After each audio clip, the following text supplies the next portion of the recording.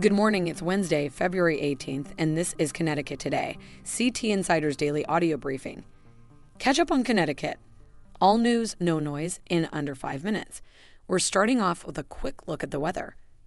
After a stretch of sub-freezing temperatures, drizzle and light rain are expected to develop this morning, with temperatures warming to near 40 degrees. We'll have the full weather update at the end of the briefing. In today's headlines, a new report from the Office of the Child Advocate is calling for stronger safety requirements at unlicensed youth camps in Connecticut. The report recommends mandated reporter training and background checks for employees at these camps, which are not necessarily required by state law. The report was released just before lawmakers were set to hear testimony on a bill that would require some, but not all of these safety measures for municipal programs. The acting child advocate said, quote, "We think the state needs to go further, emphasizing that all programs should have basic protections in place."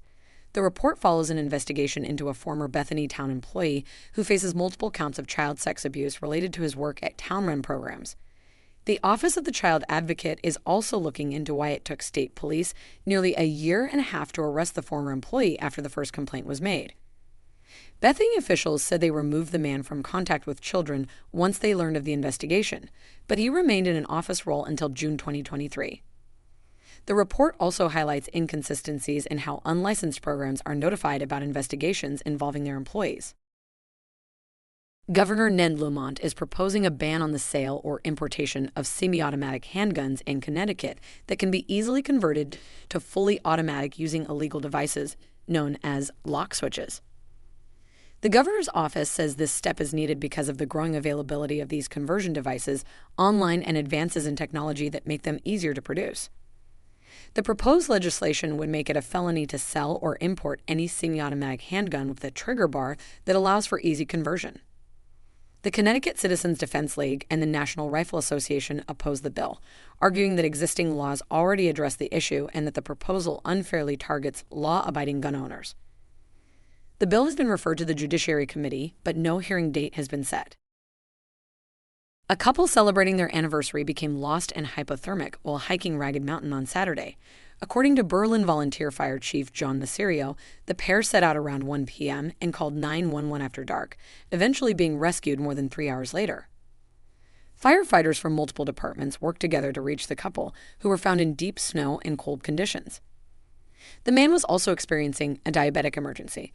A snowmobile from Mount Sithington ski area was used to help bring them out, and both were treated and released from Bradley Memorial Hospital. Fire officials said the couple was fortunate to have a charged phone and used the What 3 Words app to help rescuers locate them. Connecticut saw a decline in the number of babies born in 2025, according to new data from the State Department of Public Health. There were 35,349 births last year, which is 233 fewer than in 2024 and more than 2,100 fewer than in 2016. The state has seen fewer births in 8 of the last 10 years, following national trends. Experts say the drop in 2020 was linked to families delaying having children during the COVID-19 pandemic, with a brief uptick in 2021 as some of those families moved forward. Since then, the number of births has mostly declined, even as Connecticut's population has grown slightly due to international migration. And now for the full weather forecast. After a dry stretch, drizzle and light rain will develop across Connecticut today, with highs reaching the upper 30s to near 40 degrees. Inland areas could see a wintry mix or light snow this evening, which may cause slick spots on the roads. Sunshine is expected to return Thursday, but another round of unsettled weather is possible Friday into Saturday, and forecasters are monitoring the chance of a nor'easter early next week. Thanks for listening. For more local news, visit ctinsider.com. This digest was partially generated by AI and then reviewed and edited by our newsroom staff.